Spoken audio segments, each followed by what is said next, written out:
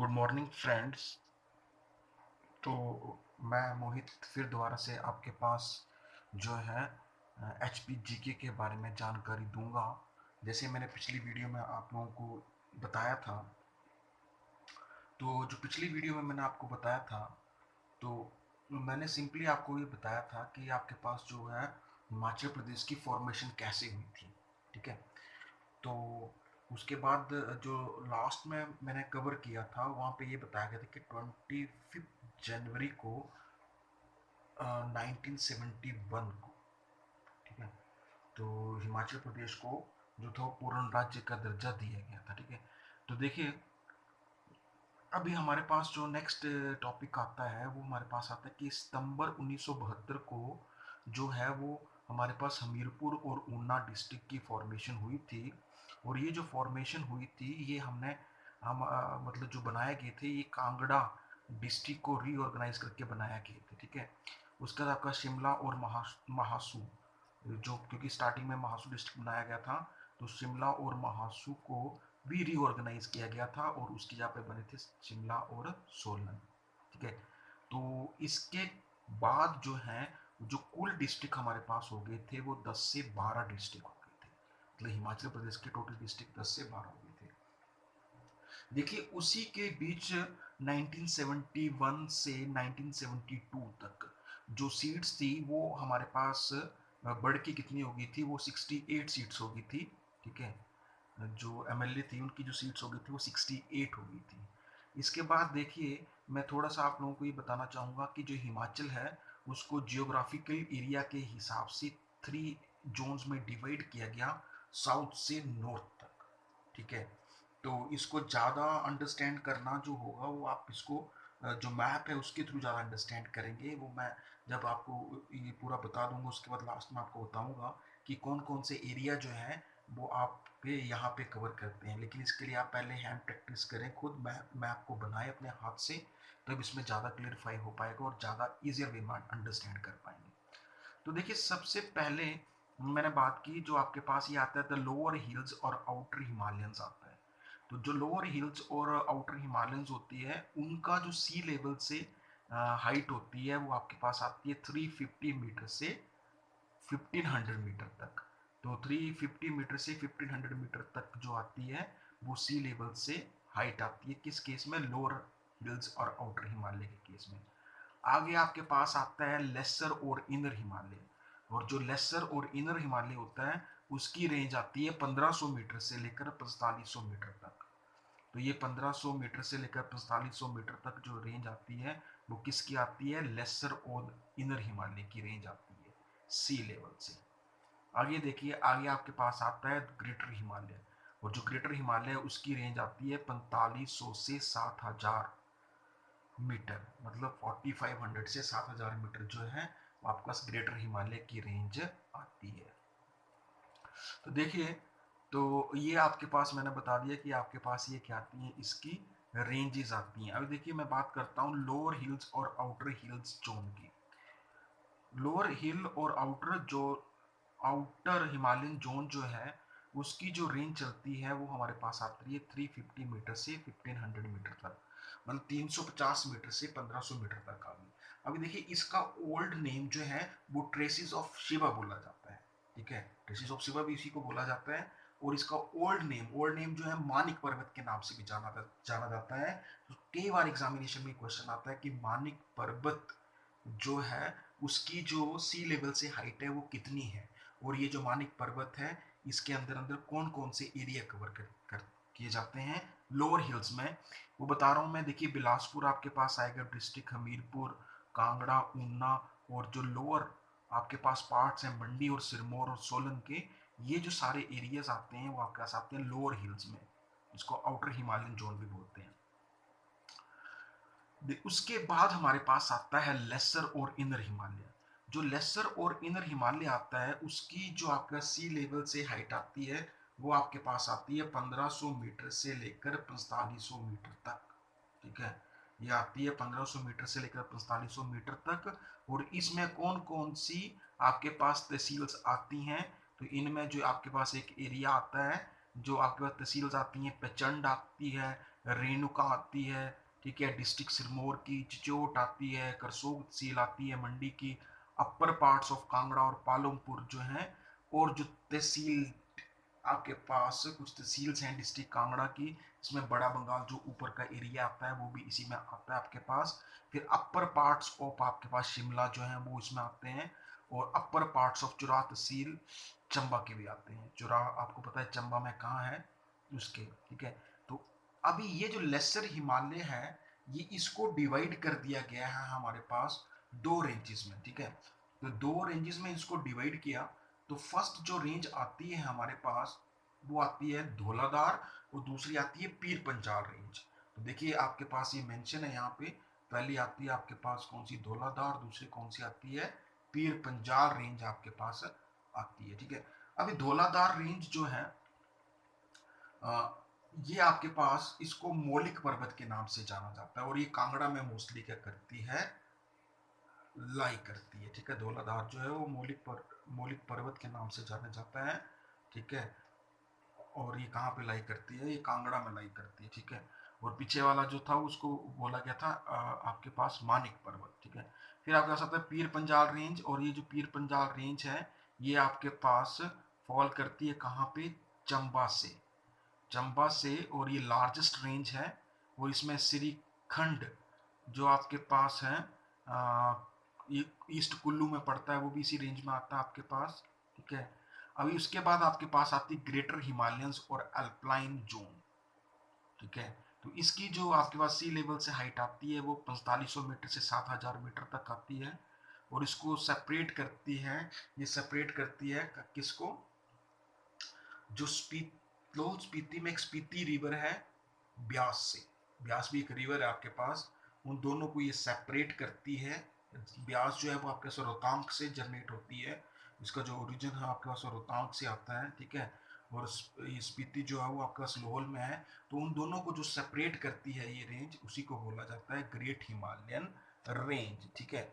तो देखिए आगे आपके पास जो बात आती है वो, हमारे पास बात आती है इसके आगे, वो जो झांसकर रेंज है जो कि district Kinnaur, Zanskar range district Kinnaur में पड़ती है, जो सेपरेट करती है किन्नौर और स्पीति को तिब्बत से। तो यहाँ पे शिला शिला जो आपके पास ये हाईएस्ट पीक है आपके पास। तो इसकी जो हाइट है वो 70-26 मीटर है, 70-26 मीटर है। इसको याद करेंगे तो इस वे में याद करेंगे तो लर्न करना इजी हो जाएगा। वैसे आप क्रैम्प करेंगे कि 7026 मीटर, तो वैसे टफ लगेगा। तो ऐसे सीधे ही इस वे में याद रखेंगे कि इसकी जो आपके पास जो हाइट है वो कितनी है, 70-26 मीटर है। और ये हाईएस्ट पीक है आपके पास किसकी, शिला जो वो हाईएस्ट पीक है आपके पास, ठीक है।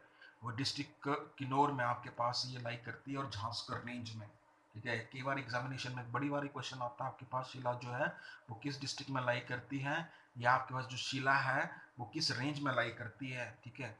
अभी देखिए उसके बाद आपके पास आते हैं पांगी। तो जो पांगी है आपके पास, ये जो पांगी आपके पास दिखाई दे रहा है, ये जो पांगी है तहसील डिस्ट्रिक्ट चंबा में, मतलब हाईएस्ट ऊपर काफी ज्यादा हाइट पे जो एरिया है पांगी, ठीक है। इसके साथ हमारे पास JNK लगता है, इसी के साथ ये चंबा में चुराह के बाद पांगी आता है, ठीक है।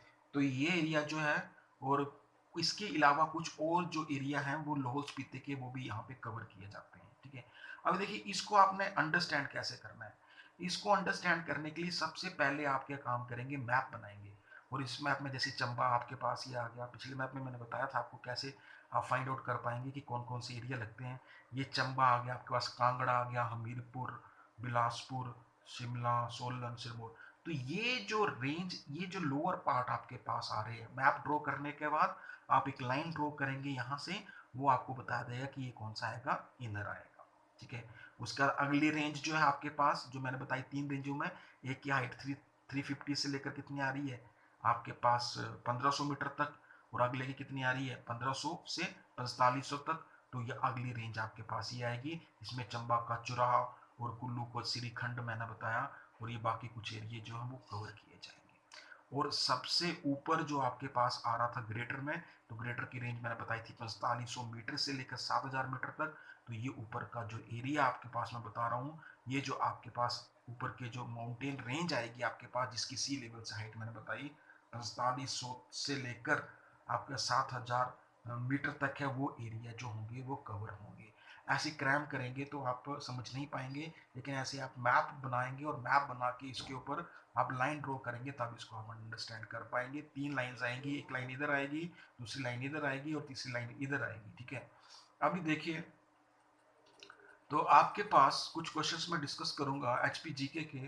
तो फर्स्ट क्वेश्चन मेरे पास आता है, who was the first who was the first vice chancellor of HP university? तो doctor R K Singh. Doctor R K Singh जो थे वो फर्स्ट वाइस चांसलर थे एचपी यूनिवर्सिटी के, ठीक है। Who is known as the frontier Gandhi of HP? तो frontier Gandhi of HP कौन था? बाजू मल। बाजू मल जो थे वो आपके पास क्या थे? वो आपके पास फ्रंटर गांधी थे एचपी के, ठीक है। आगे देखिए आपके पास, who was the leader of editor of Dhami tragedy on the July 16 1939? Bhagmal Sautha. कई बार क्वेश्चन आता है धामी ट्रेजेडी जो हुई थी कब हुई थी? तो जुलाई 16 को हुई थी।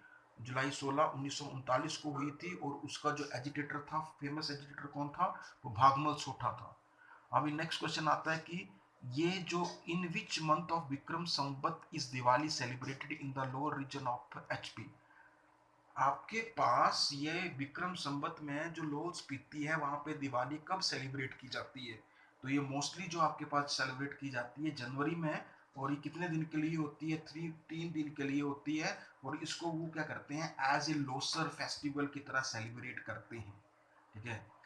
तो देखिए नेक्स्ट क्वेश्चन आपके पास, वर्ल्ड टीचर डे कब होता है? तो वर्ल्ड टीचर डे आपके पास आता है 5 अक्टूबर। देखिए जनरली जो टीचर डे होता है जो इंडिया में मनाया जाता है वो तो आपको पता है, लेकिन कई बार क्वेश्चन पूछा जा सकता है कि वर्ल्ड टीचर डे कब होता है, तो वो आपके पास आता है 5 अक्टूबर। अभी नेक्स्ट क्वेश्चन आपके पास आता है, which viceroys reduced the age of civil services examination from 21 to 19 years around 1876? आपके पास किस वाइसराइस ने जो सिविल सर्विस एग्जामिनेशन की जो एज थी वो 21 से 19 ईयर की थी? कब की थी? 1876 में।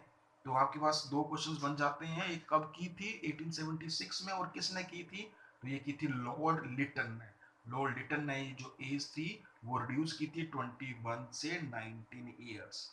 देखिए नेक्स्ट क्वेश्चन आता है आपके पास, in which amendment age of retirement of the जज of high court has been extended from 60 to 65 years?